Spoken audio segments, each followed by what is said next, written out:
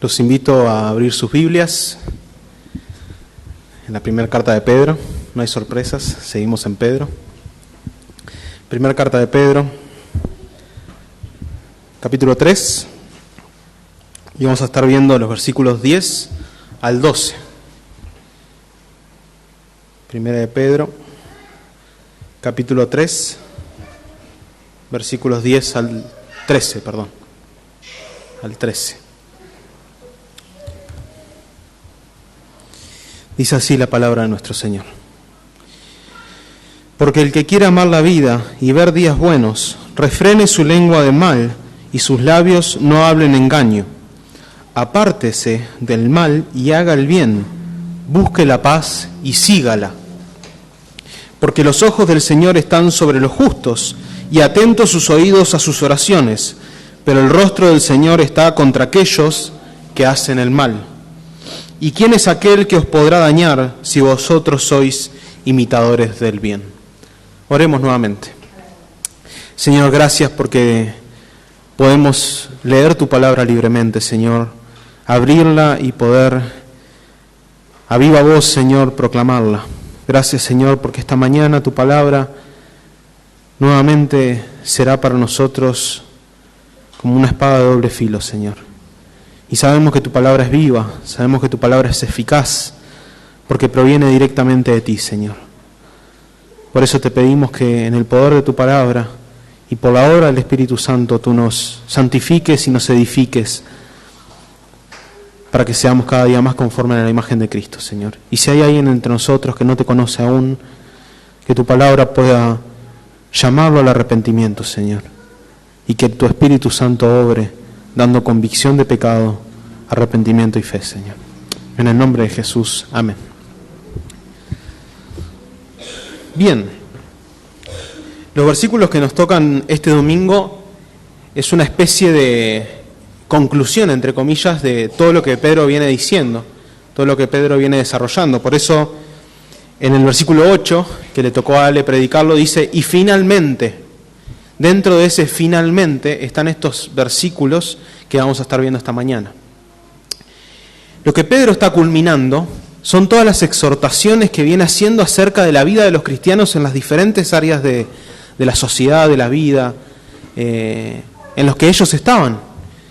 Podemos empezar viendo un poco el versículo 2, capítulo 2, 11 y 12, los versículos 11 y 12 que dicen: Amados, yo os ruego como extranjeros y peregrinos que os abstengáis de los deseos carnales que batallan contra el alma, manteniendo vuestra manera de vivir honesta entre los gentiles, entre la sociedad, para que en lo que ellos hablen mal de vosotros como malhechores, glorifiquen a Dios en el día de la visitación.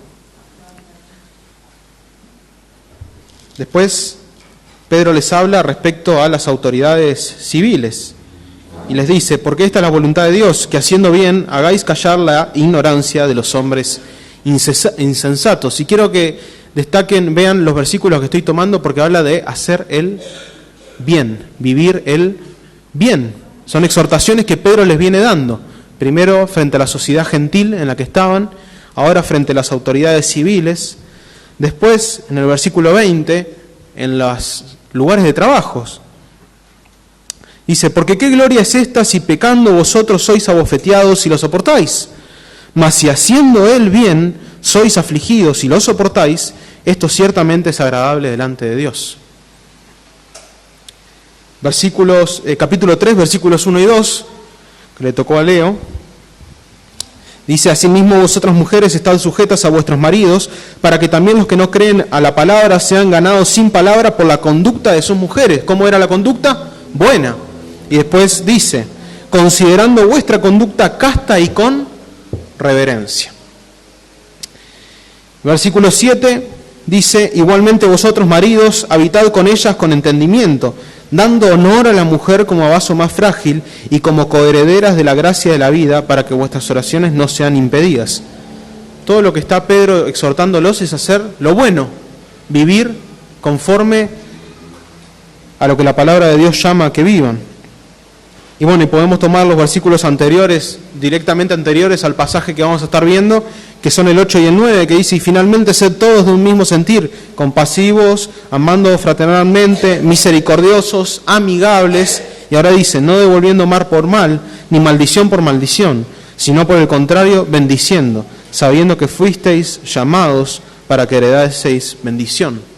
Entonces Pedro los viene exhortando a vivir de una buena manera en los diferentes áreas en las que ellos estaban: sociedad, trabajo, la mujer con el esposo con la mujer, entre los hermanos, frente a las autoridades.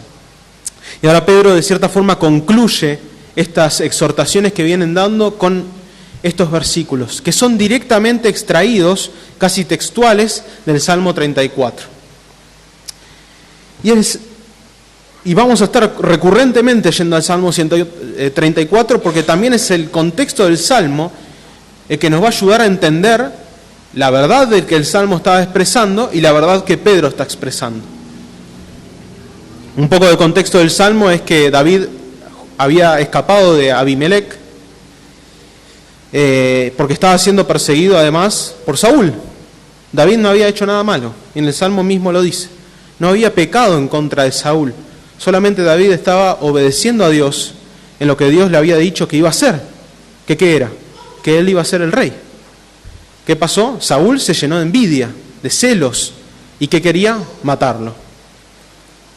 Una persecución injusta por la obediencia de David a Dios. Similar a lo que estaban viviendo estos hermanos de la diáspora. Una persecución injusta por su fe en Jesucristo. Entonces eso fue un poco a modo de introducción y de contexto. Y ahora vamos a entrar en los versículos que nos competen.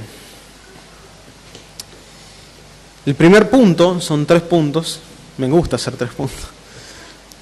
El primer punto es: la vida del cristiano debe ser en justicia y rectitud.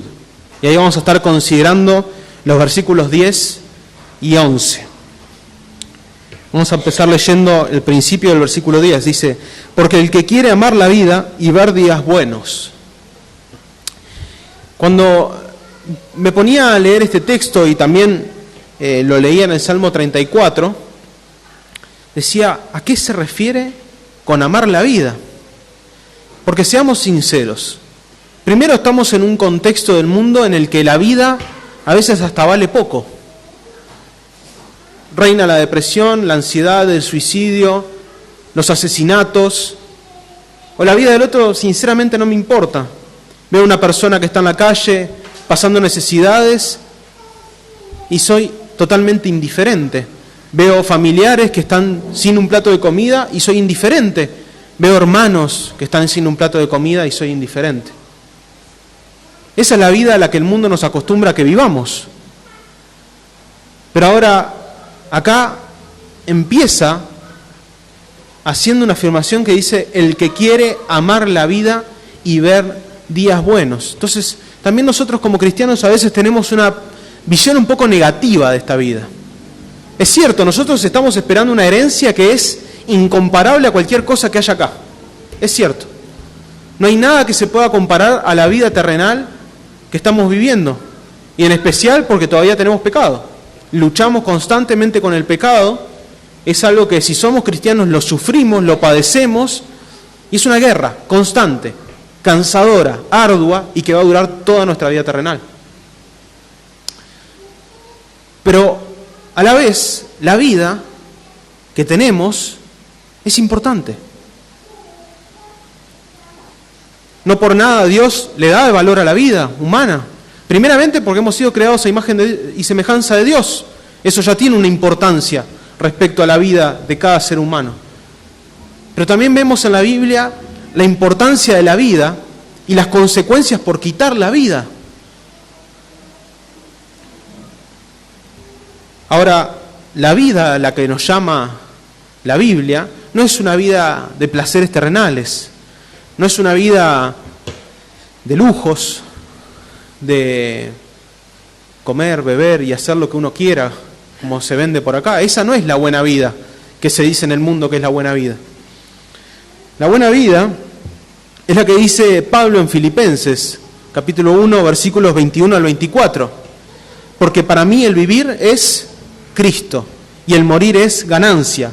Mas si el vivir en la carne resulta para mí en beneficio de la obra, no sé entonces qué escoger. Porque de ambas cosas estoy puesto en estrecho, teniendo deseo de partir y estar con Cristo, lo cual es muchísimo mejor, pero quedar en la carne es más necesario por causa de vosotros. Miren el entendimiento que tenía Pablo acerca de la vida. ¿Y por qué tenía este entendimiento? ¿Por qué él decía que era necesario que se quedara? ¿Por qué él decía que no sabía qué escoger, si quedarse o irse? Porque su vida era vivir por Cristo. Ese es el amor a la vida que nosotros debemos tener.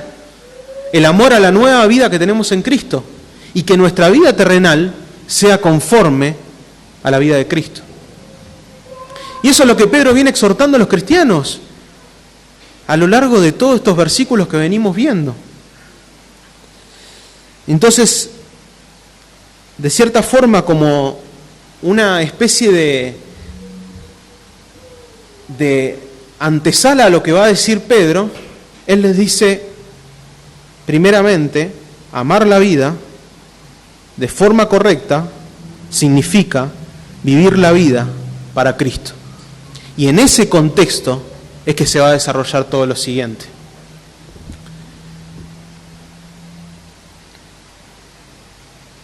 Y la primera cosa que dice, para que tengamos días buenos, ¿y qué significa estos días buenos? Lo vamos a ir desarrollando a lo largo de la prédica, porque el último versículo está muy relacionado con estos primeros dos versículos del primer punto. Pero la primera exhortación o mandato que nos hace la palabra de Dios es refrenar la lengua. Todos sabemos lo que es la lengua, ¿no? La usamos para comer, para tomar agua, la usamos para hablar.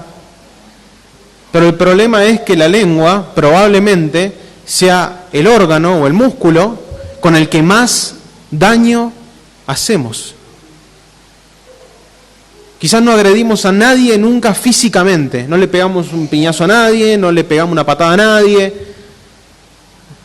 pero con la lengua hemos herido a centenares, diría yo, en toda nuestra vida. Y es la primera cosa que Pedro los exhorta a través de este salmo. ¿Querés tener días buenos? ¿Realmente amás la vida? Refrena tu lengua.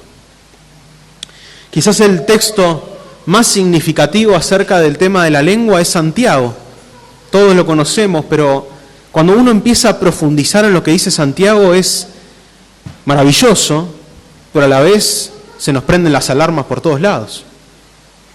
Vamos a leer Santiago 3, versículos 7 al 12. Son más versículos, del 1 al 6 también viene hablando de la lengua, pero vamos a centrarnos en estos versículos. Dice, porque toda naturaleza de bestias, de aves y de serpientes y de seres del mar se doma y ha sido domada por la naturaleza humana. Pero ningún hombre puede domar la lengua, que es un mal que no puede ser refrenado, llena de veneno mortal. Con ella bendecimos al Dios y Padre, y con ella maldecimos a los hombres que están hechos a semejanza de Dios. De una misma boca proceden bendición y maldición. Hermanos míos, esto no debe ser así. ¿Acaso alguna fuente hecha por una misma abertura agua dulce y amarga? Hermanos míos, ¿puede acaso la higuera producir aceitunas o la vid higos? Así también ninguna fuente puede dar agua salada y dulce. En los versículos anteriores del 1 al 6 viene hablando acerca de que un hombre puede manejar en la tempestad, y ahora viene hablando de que el hombre también ha domado toda clase de bestias, pero la que no ha domado es a la lengua. Chiquitita, pero peligrosísima. Como dice acá Santiago, llena de veneno mortal. Entonces, cuando acá Pedro los exhorta a que refrenen su lengua, está dentro del contexto de todo lo que vienen hablando. Imagínense, una sociedad totalmente hostil al Evangelio. Probablemente eran perseguidos por la sociedad misma. Los odiaban por ser cristianos. Reyes, emperadores que eran completamente contrarios a la palabra de Dios, al Evangelio, y que los habían desplazado de sus ciudades. Patrones que eran insoportables.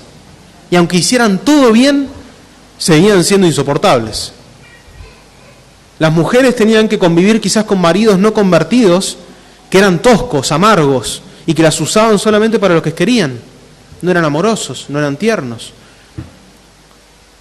Y bueno, los hombres no se dice mucho, pero también a veces en el matrimonio somos de mecha corta. Y por último en la iglesia, en los roces que se daban, ¿cómo iba a ser la reacción de ellos? Estaban en un contexto en el que primeramente tenían pruebas externas de la sociedad, la cultura, los emperadores, los patrones. ¿Y cómo debía ser su lengua? Debían refrenarla de maldecir, de insultar, de despotricar. Y es difícil. Es difícil, porque con lo que más nos quejamos es con la lengua. Quizás por afuera estamos, está bien, sí, pero con la lengua se da vuelta y arrancamos. Todo el árbol genealógico le decimos. En nuestro corazón, en nuestra mente y de afuera. Y Pedro le dice, refrena la lengua. ¿Quieren ver días buenos? ¿Quieren vivir una vida tranquila? Refrenen la lengua. Quizás es uno de los pecados con los que más luchamos, todos. Por eso acá Santiago dice que no hay quien dome la lengua. Es uno de los pecados con los que más luchamos. Los insultos, el hablar mal de alguien, el chisme. Y además Pedro viene dándonos un contexto acerca de cómo era la lengua de nuestro Señor Jesucristo, si podemos decirlo así. En 1 de Pedro 2:23 nos dice que cuando le maldecían no respondía con maldición. ¿Qué hacía? Refrenaba la lengua. Cuando padecía no amenazaba, refrenaba la lengua.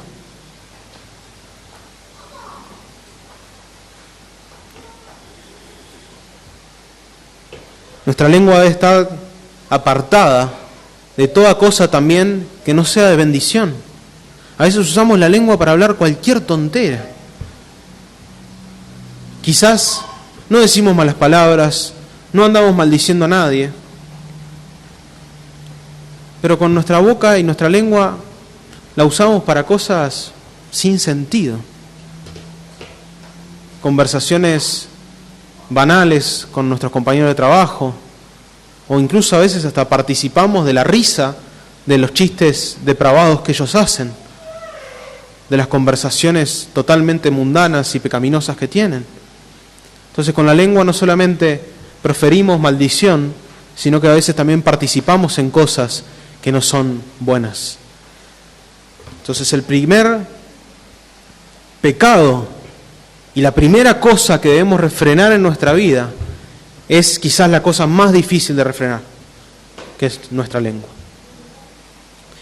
Mismo Jesús le dijo a los fariseos en Lucas 6, versículos 44 al 46, pues cada árbol por su fruto se conoce, porque los hombres no recogen higos de los espinos ni vendimian uvas de una zarza, similar a lo que dijo Santiago, si uno hace la conexión, ¿no? El hombre bueno del buen tesoro de su corazón saca lo que es bueno, y el hombre malo del buen tesoro del corazón, del buen tesoro saca lo que es malo, porque de la abundancia del corazón habla su boca. Los fariseos por afuera mostraban una apariencia impoluta, pero por adentro eran una fosa de víboras llenas de veneno mortal, que a la primera que no les gustaba algo querían tirar una piedra cualquiera. Y con la lengua no le daban de comer ni siquiera a los que estaban necesitados. Los despreciaban. Y el 46 es fuertísimo lo que dice. ¿Y por qué me llamáis Señor, Señor, y no hacéis lo que yo digo? Si nosotros somos cristianos, aunque estemos pasando por un montón de pruebas, persecución, tratos injustos, sufrimientos que no merecemos, debemos mostrar a Cristo con nuestra lengua. Quizás hacemos todo lo que nos piden en el trabajo, quizás cumplimos toda la ley, quizás no faltamos a nada en ese sentido, pero con nuestra lengua mostramos totalmente otra cosa.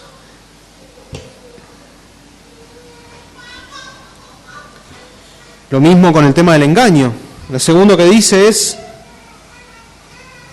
refrenen su lengua del mal y sus labios no hablen engaño. Está totalmente ligado.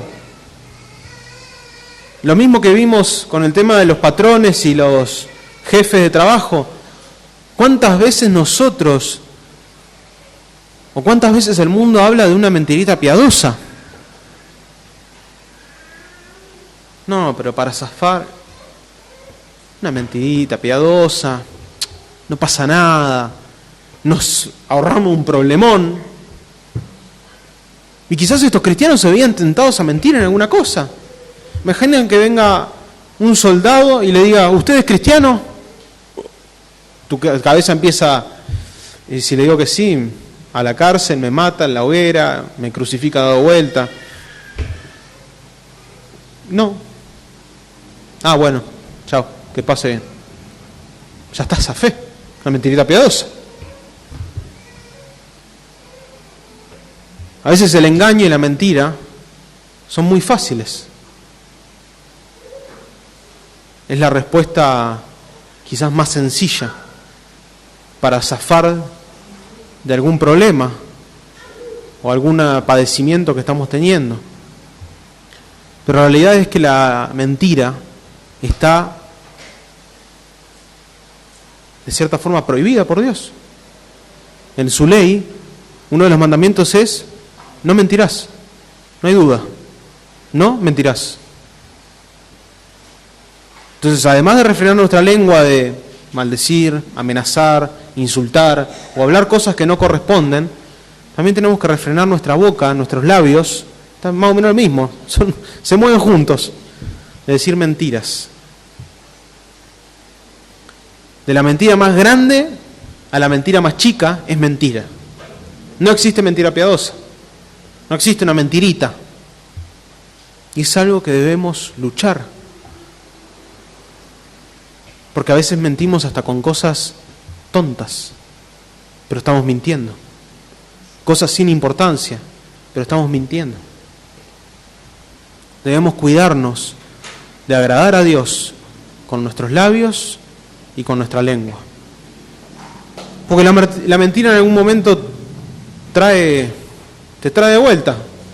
En algún momento se conoce la mentira.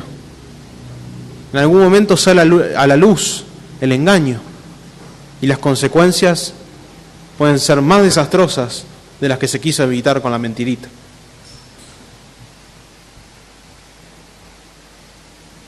Y nuevamente, el ejemplo de Cristo es maravilloso. Cristo podría haber mentido y quizás zafado de toda esa circunstancia. Cuando lo acusaban de cosas, él podría decir: no, yo no dije eso, no. Pero no. Su vivir era hacer la voluntad del Padre. Su vivir era cumplir con toda ley y justicia. Y Cristo no iba a pecar y no podía pecar. Cristo no iba a mentir y no podía mentir. Incluso cuando estaban diciendo cosas que eran injustas y no eran ciertas, Cristo cerró la boca y afrontó el pago por nosotros, que Él no merecía. Entonces, nuevamente, cuando siempre vemos el ejemplo de Cristo, debemos cuestionarnos cómo estamos, cómo están nuestros labios, cómo está nuestra lengua. Puede ser en la sociedad, nuestros compañeros de trabajo, con nuestro jefe, con los políticos. A veces decimos: esto es lo otro, aquel no sé qué. Y entre nosotros, como hermanos, como iglesia, ¿cómo están nuestras palabras hacia nuestro hermano? ¿Cómo estamos con el tema del chisme? No puede existir el chisme en la iglesia.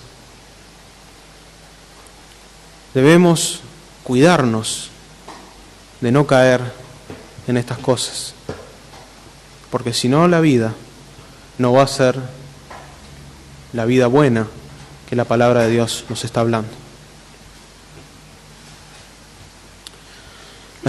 La tercera exhortación es: apártense del mal y hagan el bien. Bueno, esto es bastante general en un sentido, ¿no? Apártese del mal y haga el bien. Es como, bueno, pero un poco a qué se refiere. Y contextualicémoslo en todo lo que viene diciendo Pedro. Pedro les dice, vieron que varias veces mencioné textos en los que hablaba de hacer el bien a los gentiles, a las autoridades laborales, a las autoridades civiles, el esposo hacia la esposa hacia el esposo, entre los cristianos. Pero también hay unas enseñanzas anteriores que hemos visto que Pedro les dice a los cristianos que sean santos como Dios es santo. Y que el principio o la forma de vida del cristiano para vivir de forma buena y agradable a Dios es el temor. Y es lo que también el Salmo 34 dice justamente antes de estos versículos que Pedro está citando. Salmo 34, versículo 9, dice: temed a Jehová, vosotros sus santos, pues nada le falta a los que le temen. También un poco tiene un contexto también en lo que estaban pasando estos hermanos, ¿no? Y el 11 dice: venid, hijos míos, oídme. Y esto es el versículo justamente anterior a los principios que está dando el salmista. Venid, hijos míos, oídme. El temor de Jehová os enseñaré. Entonces, ¿qué es la vida del temor? ¿Qué es la vida en temor de Jehová? Es apartarse la lengua del mal. Es apartarse del engaño y hacer el bien. Hay muchas formas de hacer el bien, pero básicamente podemos resumirla en que hacer el bien es hacer la voluntad de Dios, hacer lo que Dios ha escrito en su palabra, cumplir con los mandatos de Dios, vivir una vida en amor, en compasión, en misericordia, amando a nuestros hermanos, amando a nuestros familiares, los esposos amando a las esposas, amando a los hijos, amando a los que están en el mundo, como aprendimos en Juan. La característica del cristiano, la distinción del cristiano es el amor. Vivir una vida piadosa, buscando constantemente alejarse del pecado, por eso dice alejarse del mal. Buscar constantemente apartarse y matar todas las cosas que están en nuestra vida que a Dios no le agradan. Entonces, a pesar de que estos hermanos estaban pasando persecuciones horribles, pero les dice, busquen el bien. Igual, a pesar del sufrimiento, a pesar de los dolores, a pesar de lo injusto que pueda ser todo eso, busquen el bien. No devuelvan mal con mal. Y acá es donde tenemos que hacernos algunas preguntas, primeramente personales. ¿Cuál es la relación con nuestros pecados? ¿Estamos en una lucha constante contra nuestros pecados? ¿Identificamos cuáles son los pecados en nuestra vida? ¿Le pedimos a Dios que nos muestre los pecados de nuestra vida?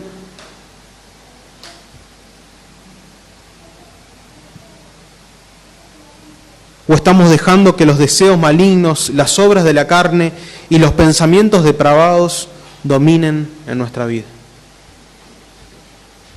Porque no hemos sido llamados a buscar el mal. Y el mal empieza y está dentro de nosotros, en cada uno de nosotros, en nuestros corazones pecaminosos. Pero el mal tiene que estar apartado de nuestra vida. Cuando la palabra de Dios nos dice que debemos ser santos como Dios es santo, es que debemos odiar, repugnar, aborrecer el pecado como Dios lo aborrece. El pecado nos tiene que dar asco. Así como el otro día pasábamos por el guano, estábamos en la coinonía, en la casa de la mamá de Seba, y está el guano ese que le ponen a las plantas. Un olor asqueroso. Asqueroso. Bueno, el pecado debería ser más asqueroso. El tema es que a veces a nuestro pecado no lo vemos como asqueroso. Y ahí no nos estamos apartando del mal. Estamos abrazando el mal. Nosotros somos llamados a vivir el bien, la santidad en el temor del Señor y apartarnos totalmente del mal. Y ahora, la otra pregunta es: ¿cuál es nuestra relación con el mundo? ¿Aborrecemos el pecado del mundo? ¿Buscamos alejarnos de las prácticas pecaminosas de los que nos rodean? ¿O estamos con ellos como si nada? Y en parte, la lengua es una forma en la que nosotros marcamos una distinción importante con el mundo. Nuestros labios que no hablen engaño, marcamos una distinción importante con el mundo. Ahora, de nada sirve no hablar engaño, no hablar malas palabras y todas las sartas de disparate que hablan en el mundo, pero estar ahí entre ellos. Jajá, jiji, no me molesta que hablen así, no me molesta que hagan las cosas que hacen. Entonces no estoy apartado, estoy con un pie en un lado y un pie en el otro. Hago una cosa sí, una cosa no. Nuestra relación con el mundo, porque vivimos acá en el mundo, o sea, es imposible que no nos relacionemos con las personas del mundo, pero nuestra relación con el pecado del mundo tiene que ser nula. Nuestra relación con las prácticas mundanas de nuestros familiares, de nuestros amigos, de nuestros compañeros de trabajo, tiene que ser nula.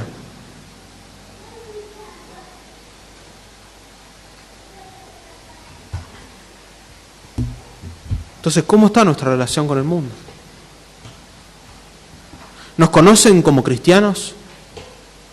¿Saben que cuando estamos cerca no pueden hacer ciertas cosas? Quizás se burlan de nosotros y nos instan a que pequemos con ellos.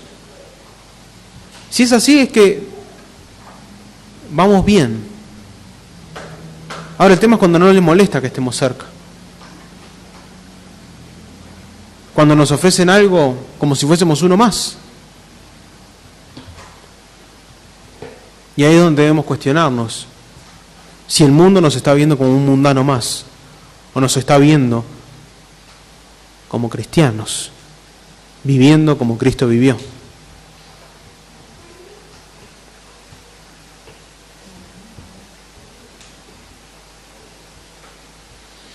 Entonces no hay punto medio, hermanos. Es hacer el bien y apartarse del mal. Hacer el bien y apartarse del mal. Y la cuarta instrucción que dice es seguir la paz. Y también yo me pongo en el contexto ese y es dificilísimo. Pero también lo que dice acá la paz, de cierta forma, está ligado completamente a la actitud anterior. Si uno no habla de forma inadecuada, si uno no miente, si uno hace el bien, la consecuencia es que uno tenga paz en un sentido con las personas. Y el cristiano está llamado a buscar la paz con todos los hombres. ¿La paz qué significa? Que en todo lo que a nosotros nos corresponde, los hombres no tengan nada por lo cual recriminarnos, acusarnos. Si hemos pecado contra alguien, la paz es ir y pedir perdón, buscar la reconciliación. Si la paz significa humillarme, me debo humillar. Pero debemos buscar la paz. Mateo 5:9, las bienaventuranzas, Jesús dice: bienaventurados los pacificadores, porque ellos serán llamados hijos de Dios. Es una bienaventuranza y además es una cualidad de los hijos de Dios.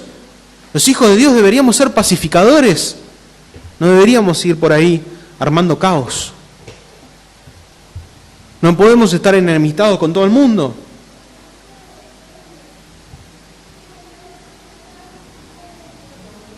Romanos 12, 18 al 19 dice: si es posible, en cuanto dependa de vosotros, estad en paz con todos los hombres. No os venguéis vosotros mismos, amados míos, sino dejad lugar a la ira de Dios. Porque escrito está: mía es la venganza, yo pagaré, dice el Señor. ¿Pero qué dice? Que en todo lo que dependa de nosotros, busquemos estar en paz con todos los hombres.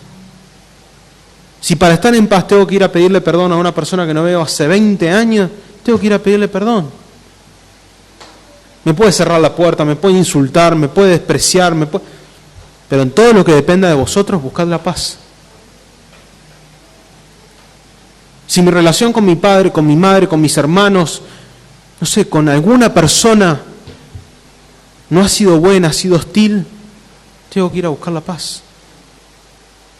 Es una forma evidente de que en nosotros hay algo diferente.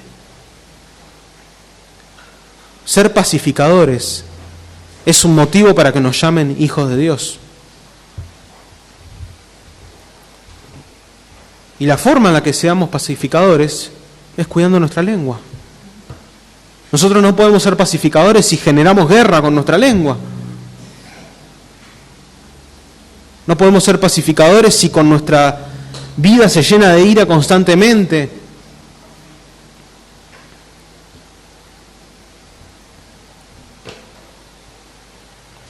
Es una lucha que debemos también tener diariamente, en estar en paz. Y cuesta, también cuesta, porque implica matar el orgullo, pisotearlo, dejarlo en el piso y humillarte contra incluso el que peor daño te hizo. Tener que ir, agachar la cabeza, decir, perdóname y te perdono. Quiero estar en paz. No es que tengamos que ser amigos con todo el mundo, tampoco, no es esa la implicancia. Pero sí que nadie tenga nada para reprocharnos, que seamos irreprochables. Entonces, en este primer punto, como conclusión para cerrar este primer punto, en medio de las diversas persecuciones y dolores que estaban viviendo todos estos hermanos, ellos debían cuidar su lengua, cuidar el engaño, hacer el bien y buscar la paz con todas las personas y las diferentes órbitas sociales en las que ellos estaban. Ese es el verdadero significado de la vida, porque si nosotros buscamos hacer esas cosas, es que estamos buscando vivir como Cristo vivió, apartados del mal, apartados del pecado y buscando vivir en santidad, conforme a las pisadas que vimos hace unas prédicas anteriores en las que Cristo pisó. ¿Querés amar la vida? ¿Querés vivir días buenos? Viví como Cristo. Vivamos como Cristo. Seamos pacientes, seamos amorosos, seamos humildes, seamos mansos. Respondamos con bien y no con mal a los que nos maldicen. Hablemos con la verdad, seamos honestos en todas las áreas de nuestra vida. Vivamos como Cristo y para Cristo. Y esa es la otra parte.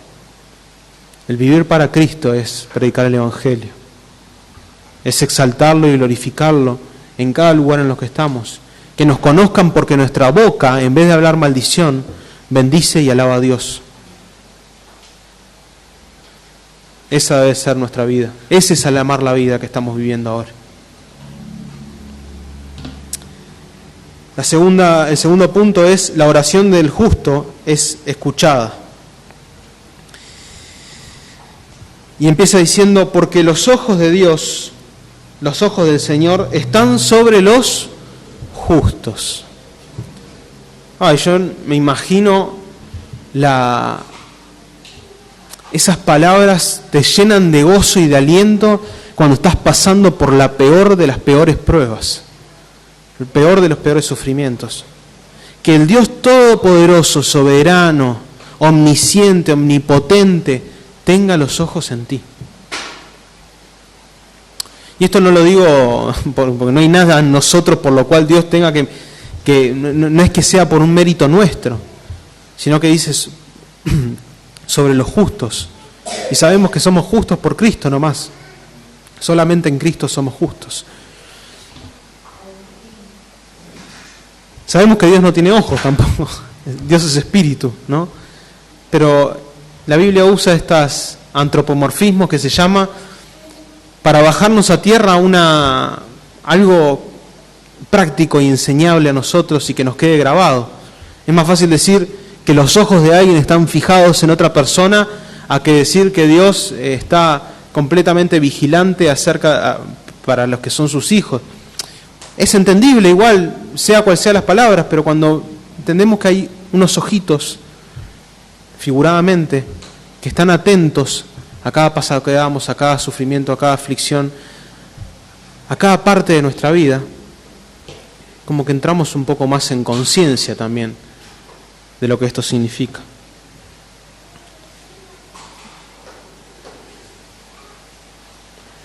Y es interesante que el salmista específicamente menciona a los justos. Dice que los ojos de Jehová están sobre los justos. Y uno puede preguntarse, ¿entonces Dios no ve la vida de los demás? ¿Solo ve la vida de los justos? ¿Dios se fija solamente en los que son sus hijos y el resto? No. La respuesta corta es no. El tema es que hay una visión especial o diferente entre la vista que Dios hace hacia sus hijos y la vista que Dios hace hacia el mundo. Como un ejemplo podríamos poner de que Dios ve el pecado de todos los hombres, ¿sí? Y si no hay un propósito redentor para los que no son sus hijos, esos hombres van a tener que dar cuentas de todos los pecados porque Dios vio todos esos pecados que han hecho en sus vidas. Dios le va a pedir cuentas también por las cantidades de veces que han escuchado el Evangelio y sus corazones estaban cerrados. Es más, y Dios hasta a veces los entrega completamente a sus pasiones y perversiones. Dios tiene los ojos también sobre los impíos, pero no de la forma en la que el salmista lo está expresando. Dios tiene los ojos puestos sobre sus hijos en un sentido favorable, en un sentido amoroso, como un padre que se preocupa y vela por la salud, por el bienestar de sus hijos. Es un padre que ve las aflicciones, que ve los sufrimientos, que estaba viendo los padecimientos de estos hermanos que estaban en persecuciones injustas. Y Dios no es ajeno al sufrimiento de ellos. Hay personas que piensan que Dios es totalmente alejado de la creación, que puso las cosas y se tomó los vientos. Y no, Dios está apartado en un sentido de que es santo, pero a la vez Dios está cercano. Y a sus hijos Dios los cuida, los protege, los guarda y los guía como un padre bueno que quiere lo mejor para ellos. Esa es la visión que Dios tiene sobre sus hijos. Esos son los ojos que Dios tiene puesto sobre sus hijos. Ahora también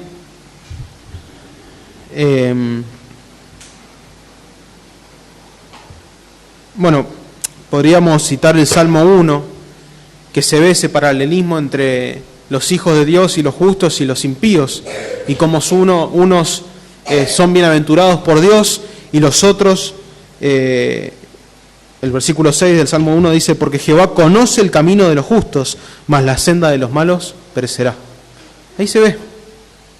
La senda del justo Dios la conoce, y la senda del malo también la conoce, la ve, pero ese perecerá por su senda. Y después dice, y atentos sus oídos a sus oraciones. Y esto es maravilloso, hermanos.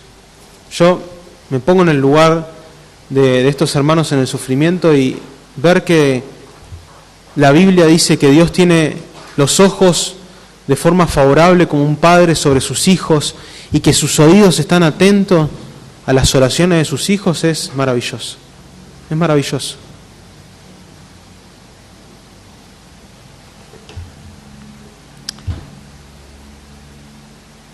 Y acá la palabra que se usa para oración en realidad en griego es deesis.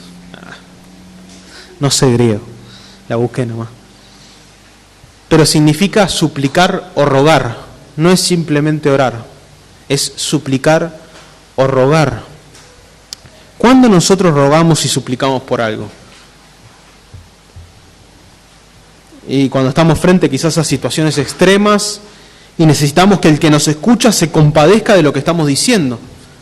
Necesitamos desesperadamente expresarnos con lo más profundo de nuestros sentimientos, desde lo profundo de nuestro corazón, para que de cierta forma la otra persona sea ablandado del corazón de la otra persona y nos escuche y atienda a nuestro ruego y a nuestra súplica.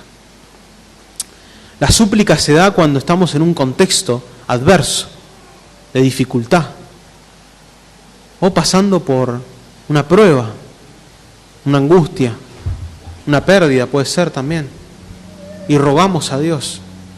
Caen lágrimas, nos arrodillamos hasta el suelo, y dice la palabra que Él nos escucha.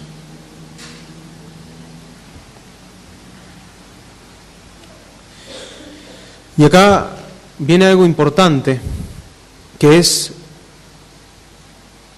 la centralidad de la oración en medio de todas estas circunstancias.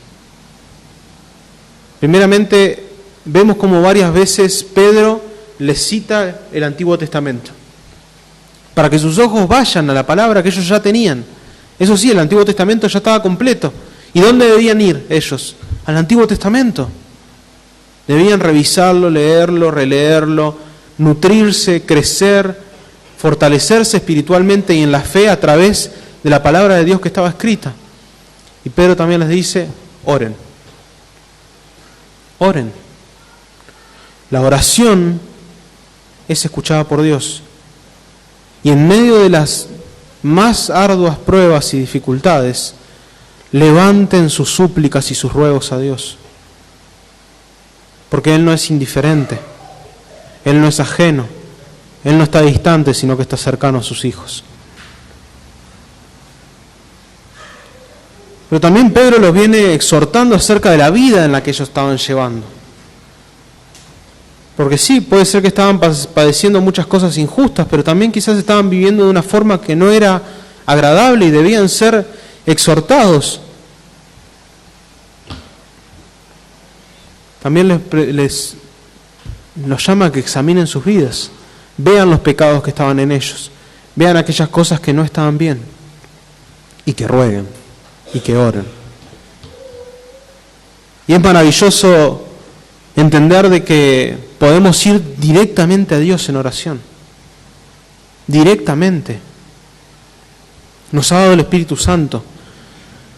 Nos ha dado al sumo sacerdote que es Cristo que intercede por nosotros, como dice Hebreos 4:16. Acerquémonos, pues, acercarse, entrar, como dice, confiadamente. Confiadamente. ¿Y esa confianza en dónde está? En que nos escucha, en que entiende, en que conoce, porque los versículos anteriores hablan acerca de un sumo sacerdote que se compadece de nosotros porque nos entiende, porque sufrió persecución, porque sufrió tentación.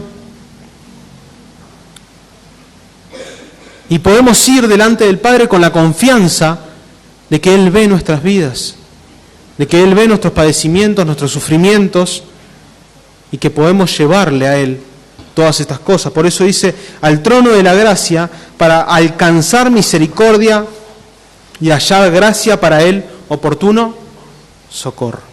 ¿Qué es socorro? Ayuda, oportuno, en el momento preciso.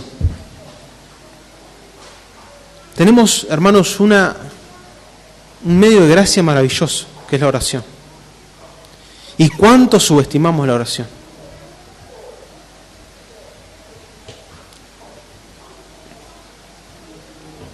La oración es el medio de gracia que Dios nos ha dado, primeramente para humillarnos, porque debemos ir a Él arrepentidos de nuestros pecados, para exaltarlo, bendecir su nombre, alabarlo y también derramar nuestros corazones.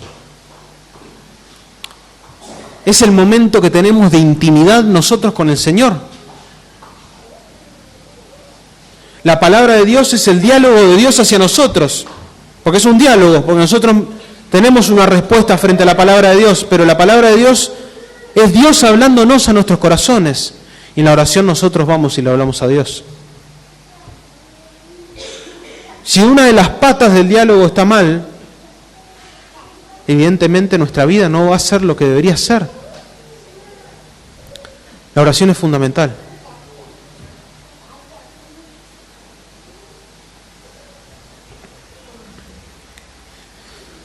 El ruego y la súplica deben ser parte de nuestras vidas, porque la oración también nos enseña y nos lleva a depender.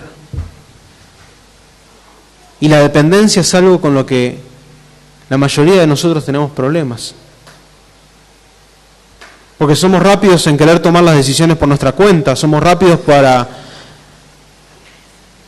arreglar las cosas por nuestra propia manera y a veces ni oramos cuando tenemos que tomar alguna decisión, cuando tenemos que afrontar alguna situación difícil. Pero la oración nos lleva a dependencia, a humillarnos y a entender que nosotros solos no podemos. Que es solamente por la fuerza del Espíritu Santo, por el poder del Espíritu Santo, por la obra de la palabra de Dios en nuestras vidas, de transformarnos cada día. Y la oración también nos debe llenar de gozo y de paz. Primeramente, porque el Dios soberano nos escucha. Y segundo, porque sabemos que responde en el tiempo oportuno, como dice ahí, pero responde. Responde. Y sabemos que responde lo que es mejor para nosotros. Puede demorar, puede tardar. Dios nos está trabajando, Dios nos está tratando. Pero la respuesta de Dios siempre va a ser la oportuna y la mejor. Dios no nos va a dar nada malo. A sus hijos no les va a dar nada malo. Porque Él es nuestro Padre bueno, misericordioso y amoroso. Y si estamos pasando por diversas circunstancias, persecución, padecimientos injustos, podemos tomar el Salmo 59 como un ejemplo de oración.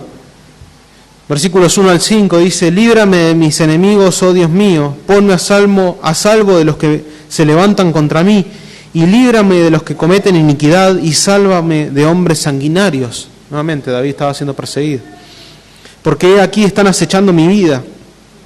Se han juntado contra mí poderosos, no por falta mía, ni pecado mío, oh Jehová. Sin delito mío corren y se aperciben. Despierta para venir a mi encuentro. Y mira, y tú, Jehová, Dios de los ejércitos, Dios de Israel, despierta para castigar a todas las naciones. No tengas misericordia de todos los que se rebelan con iniquidad. David estaba abriendo su corazón delante de Dios, diciendo: Señor, no he hecho nada malo. Y me están rodeando hombres sanguinarios que me quieren matar.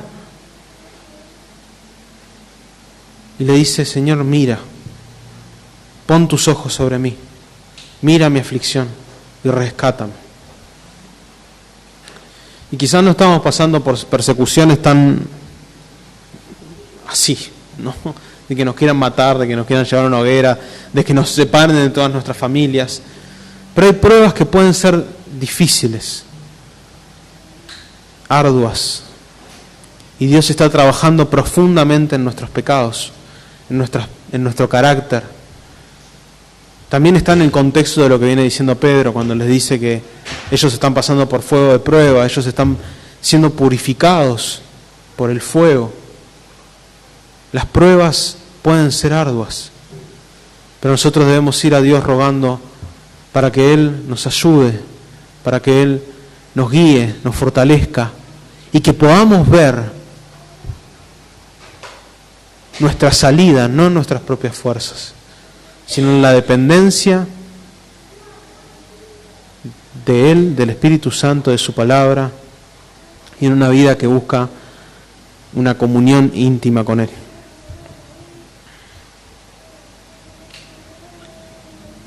Ahora, ¿qué pasa cuando estamos sufriendo por nuestros propios pecados? ¿Dios escucha nuestro clamor? ¿Dios escucha nuestro ruego? Y si somos sus hijos, sí. Si estamos con un corazón contrito y humillado, que realmente se arrepiente por los pecados que ha cometido, Dios escucha el corazón contrito. Dios no desprecia a un corazón realmente arrepentido. Pero hay una realidad. Muchas veces la disciplina de Dios nos lleva a apartarnos del pecado, y sí, es así. Dios nos disciplina porque somos sus hijos, pero no significa que las consecuencias de esos pecados desaparezcan. Quizás se vuelven una prueba para toda la vida. Una prueba ardua, pesada, difícil.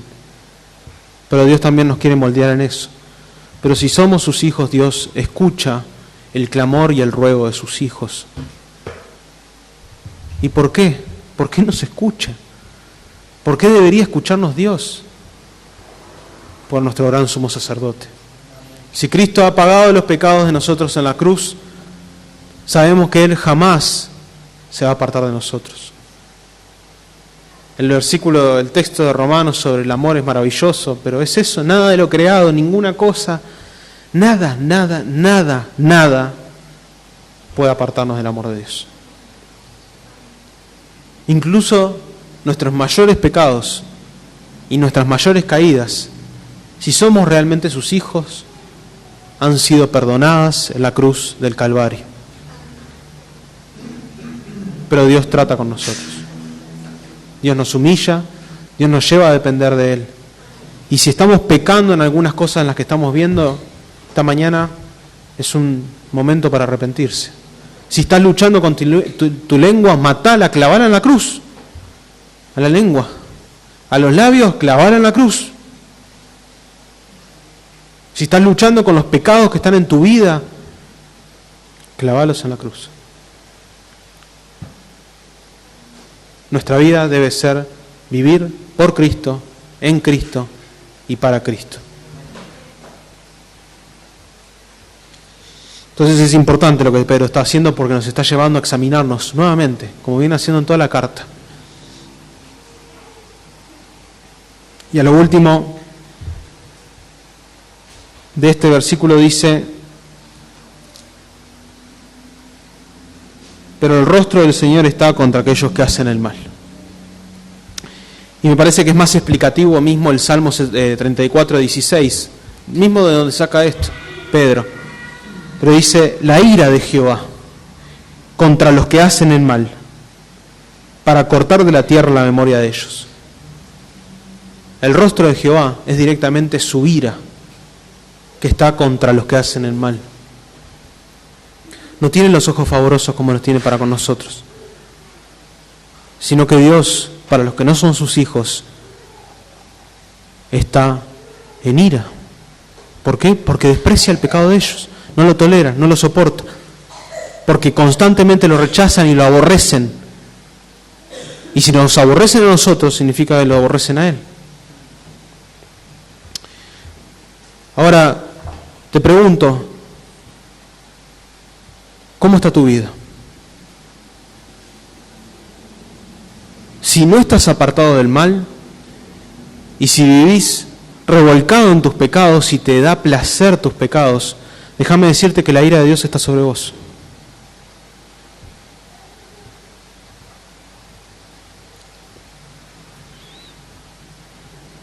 Si Cristo no es el Señor de tu vida, y tu vida no es Cristo, la ira de Dios está sobre vos.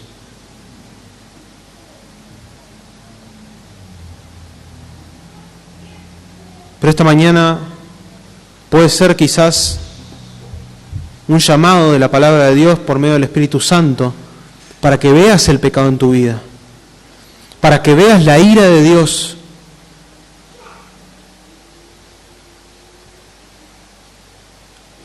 Y que tu vida va completamente contraria al Dios Todopoderoso.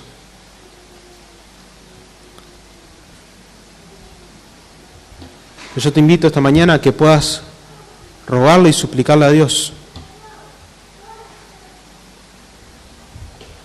que perdone tus pecados. y que puedas creer que Jesucristo murió en esa cruz para pagar los pecados de todo aquel que cree en Él. Porque como dice también el Salmo 34, versículo 18, cercano está Jehová a los quebrantados de corazón y salva a los contritos de espíritu. Si realmente te arrepentís de tus pecados, porque el Espíritu Santo te ha dado el convencimiento de tu pecado y crees en la obra de Jesucristo, serás salvo. Así que si hay alguien acá que todavía no conoce a Dios y está viviendo en sus pecados, en los placeres de esta vida y viviendo la vida como bien le parece, la ira de Dios está sobre ti. Pero hay un rescate, y esa es Jesucristo, su vida, su muerte y su resurrección. Por último, el versículo 13, el título es: el justo será resguardado del mal si vive de forma recta. Y bueno, acá, si leemos el versículo, es una pregunta retórica, ¿sí? Dice: ¿y quién es aquel que os podrá dañar si vosotros sois imitadores del bien? Otra versión dice celosos, otra dice hacedores, pero es más o menos eso. Si uno es celoso de hacer las cosas de forma correcta y vivir en la santidad que Dios le pide vivir conforme a la vida y el carácter de Cristo, ¿quién podrá haceros mal? Ahora, pensemos, ¿no? Los cristianos estos, ¿no estaban pasando por un montón de cosas? ¿No parece contradictorio lo que les está diciendo Pedro respecto a lo que ellos estaban viviendo? Y la respuesta es que no es contradictorio, sino que es bíblico. Lo que dice Pedro es que el cristiano que vive procurando la santidad, vivir en paz, hacer el bien, el mundo no va a tener nada por lo cual reprocharlo. El mundo no va a tener nada por lo cual acusarlo. El mundo no va a tener nada por lo cual aborrecerlo en el sentido ético, moral, llamémoslo como uno quiera llamarle, pero si uno vive haciendo el bien, nadie puede decir nada. No hay nadie que pueda hacernos daño por hacer las cosas bien. ¿Quién me puede acusar de robar si yo no he robado? ¿Quién me puede acusar de mentir si yo no he mentido? Nadie. Nadie podrá dañarnos si nosotros vivimos de forma santa. Y en parte, eso es lo que le pasó a Jesús. A Jesús no le encontraban nada por lo cual acusarlo, porque no había nada. Porque Él cumplía con toda la ley, cumplía perfectamente todas las ordenanzas. No había pecado en su vida. No podían acusarlo de nada. Lo querían llevar a la cárcel a toda costa. A la cárcel no, a la muerte, perdón. Pero no encontraron nada. Era intachable. Si nosotros vivimos haciendo el bien y procurando la santidad, el mundo no va a tener nada por lo cual reprocharnos. Y es más, con nuestro bien y haciendo el bien, podemos también refrenar la maldad del mundo. Y eso es algo que la iglesia ha quedado años luz de lo que era la iglesia antes. La iglesia es luz, el mundo está en tinieblas. Nosotros con la luz iluminamos con el bien de la palabra de Dios las tinieblas y refrenamos la maldad del mundo. Mateo 5:16 dice: hagan brillar su luz delante de todos para que ellos puedan ver las buenas obras de ustedes y alaben a su Padre que está en los cielos. Incluso por las buenas obras nuestras, los impíos alaban a Dios. En su ignorancia, en su pecado, pero nuestras buenas obras glorifican a Dios. Romanos 12, 20 al 21 dice: así que si tu enemigo tuviere hambre, dale de comer; si tuviere sed, dale de beber, pues haciendo esto, ascuas de fuego amontonarás sobre su cabeza. No seas vencido de lo malo, sino vence con el bien el mal. Somos llamados a vivir con el bien y hacer el bien siempre, porque el impío va a amontonar ascuas, o sea, va a amontonar fuego en su cabeza, porque evidentemente vamos a estar haciendo algo que es contrario completamente a lo que el mundo haría. Y no van a tener nada por lo cual acusarnos. Entonces, ¿por qué estos hermanos estaban sufriendo? Si ellos estaban viviendo rectamente, ¿por qué estaban padeciendo? ¿Por qué les estaban haciendo daño? Porque la única causa de nuestro daño, la única causa de nuestra persecución, la única causa de nuestro sufrimiento debe ser Cristo. El mundo no nos puede reprochar, perseguir, meter en la cárcel por nuestro pecado. No debería. El mundo debería meternos en la cárcel por Cristo. No nos pueden perseguir por nuestros pecados. No nos deberían de perseguir por nuestros pecados. Si nos están persiguiendo por nuestros pecados, estamos mal. Porque no estamos viviendo conforme a como Dios nos manda que vivamos. La única razón que debemos darle al mundo para que nos persiga, para que nos aborrezcan, para que nos reprochen, para que nos odien es Cristo. La única razón que debemos darle al mundo. En el resto de cosas debemos ser irreprochables. Y si nos persiguen por la causa de Cristo, bienaventurados somos. Dios se complace, Dios le agrada que suframos por causa de su nombre.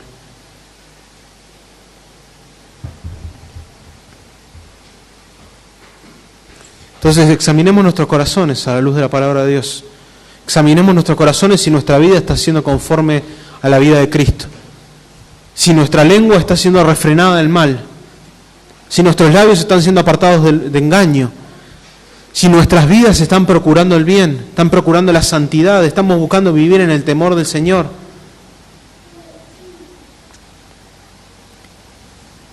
Examinemos si estamos viviendo una vida de oración, en la cual constantemente llevemos a nuestro Dios nuestras ruegos, nuestras súplicas, nuestras peticiones en medio de las diversas pruebas que podamos estar pasando. Seamos humildes, busquemos la paz y examinemos si estamos siendo perseguidos porque nuestra conducta no es buena, o si estamos siendo perseguidos por la causa de Cristo. Puede ser la persecución que estaban viviendo estos hermanos, que en este contexto no las pasaremos, o no las estamos pasando por ahora, pero puede ser persecución, entre comillas, de otro tipo. Quizás laboralmente no le caemos bien a un jefe porque somos de un carácter terrible. Quizás estamos teniendo problemas matrimoniales por causa de nuestros pecados. Quizás el mundo, nuestros amigos, no nos soportan, pero no porque seamos cristianos, sino porque somos intolerables. Debemos buscar la paz, debemos hacer el bien, debemos ser irreprochables y nuestra única razón para ser perseguidos, menospreciados y aborrecidos debe ser Cristo. Por último, me gustaría leer el Salmo 34 completo. No es muy largo, pero es un salmo precioso que seguramente haya sido de mucho ánimo y fortaleza para estos hermanos que estaban pasando por las diversas persecuciones, por las diversas pruebas. Y Salmo 54 dije. Y Pedro constantemente hace esto de citar el Antiguo Testamento, pero es para que llevarlos la mirada también a la palabra de Dios, para que ellos no saquen la mirada de las promesas y del cuidado de Dios sobre ellos. Por eso concluye todo esto citando este hermoso salmo. Los invito a que podamos leerlos. Empieza diciendo así: bendeciré a Jehová en todo tiempo, su alabanza estará continuamente en mi boca. En Jehová se gloriará mi alma, lo oirán los mansos y se alegrarán. Engradeced a Jehová conmigo y ensalcemos aún a su nombre. Busqué a Jehová y él me halló y me libró de todos mis temores. A él miraron y fueron alumbrados y sus rostros no se avergonzaron. Este pobre clamó y lo oyó Jehová y lo libró de todas sus angustias. Miren cuántas veces menciona que ha ido en oración y ha clamado a Dios y Dios lo ha escuchado y lo ha librado, ¿no? Y el versículo 7 dice, el ángel de Jehová acampa alrededor de los que le temen y los defiende. Dios está a nuestra protección, Dios está a nuestro cuidado. Gustad y ved que es bueno Jehová, bienaventurado el hombre que confía ¿en quién? En Él. Temed a Jehová vosotros sus santos, porque nada falta a los que le temen. Los leoncillos necesitan y tienen hambre, pero los que buscan a Jehová no tendrán falta de ningún bien. Son promesas, porque Dios es un Padre misericordioso y bueno que jamás nos hará faltar. Venid, hijos, oídme, el temor de Jehová os enseñaré. Y acá vienen los versículos que cita Pedro. ¿Quién es el hombre que desea vida, que desea días para ver el bien? Guarda tu lengua del mal y tus labios de hablar engaño. Apártate del mal y haz el bien, busca la paz y síguela. Los ojos de Jehová están sobre los justos y atentos sus oídos al clamor de ellos.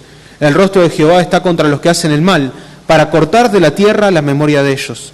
Clamaron los justos y Jehová oyó y los libró de todas sus angustias. Nuevamente, lo repite. Cercano está Jehová a los quebrantados de corazón y salva a los contritos de espíritu. Muchos son los males del justo, mas de todos ellos lo librará Jehová. Él guarda todos sus huesos, ni uno de ellos será quebrantado. Este es un versículo mesiánico, hablando de Cristo y que ningún hueso de Él fue quebrantado. Matará el malo la maldad, y los que aborrecen el justo serán condenados. Jehová redime el alma de sus siervos, y no serán condenados cuanto en Él confíen. Hermanos, si están pasando por pruebas, si están pasando por aflicciones profundas, recurra a la palabra de Dios, donde encontrará el ánimo, el consuelo y oraciones como estas, que te llevan directamente a alabar y glorificar a Dios en su palabra. Y también, si estás pasando por diversas pruebas, angustias, orá. Oremos sin cesar. No despreciemos la oración como medio de gracia, sino entendamos que es necesario para nuestras vidas, para nuestra edificación, para nuestro crecimiento, para nuestra santificación, para poder apartarnos de los pecados y poder vivir para Cristo, en Cristo y por Cristo. Oremos. Señor, gracias porque un día más podamos proclamar tu palabra, Señor, y te pedimos que podamos ser santos como tú eres santo, Señor, que podamos vivir en el temor de ti, Señor, y que podamos ver nuestras vidas delante de tu palabra, Señor, entendiendo de que tú nos llamas a matar nuestros pecados, Señor, diariamente, y vivir conforme al bien que tú nos mandas vivir, Señor. Que también podamos ser diligentes en la oración, Señor, apartar un tiempo contigo diariamente, entendiendo de que es algo sumamente importante, Señor, porque es un diálogo que tenemos contigo, Señor, de acceder directamente a tu presencia por medio de los méritos de Cristo para llevarte a ti todas nuestras vidas, Señor, entregarnos a ti completamente, Señor, para que podamos depender de ti en todo, Señor. Que toda la gloria y la honra sea para ti, Señor, en el nombre de Jesús.